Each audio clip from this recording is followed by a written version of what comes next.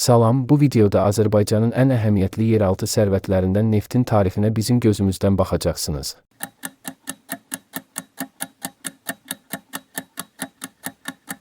Neft ilk zamanlar çıxarılarkən əl əməyindən istifadə olunması, onunla yanaşı hay-hay əsrin 50-70-ci illərində Azərbaycanda sabitlik olmadığı üçün neft sənayesi sürətlə inkişaf edə bilmirdi. Tarixlər 1848-ci ili göstərəndə dünyada ilk dəfə Bibiheybətdə mexaniki qazma, buruq üsulu ilə neft quyusu qazıldı.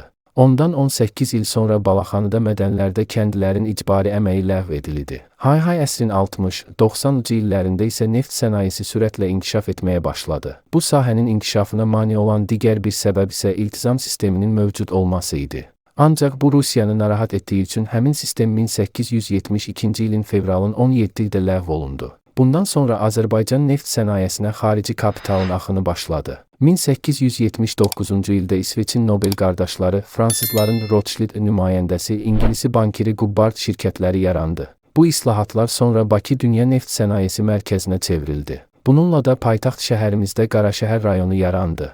Gəlin neft sənayemizdəki ilklərə baxaq. Buruq üsulu ilə neft çıxarma 1848-ci il, fontan üsulu ilə 1873-cü il, zərbə üsulu ilə 1870-ci illərin sonu, buxar mühərrikləri 1870-ci illərin sonu. Bu günlük bu qədər. Digər videolarda görüşmək ümidi ilə.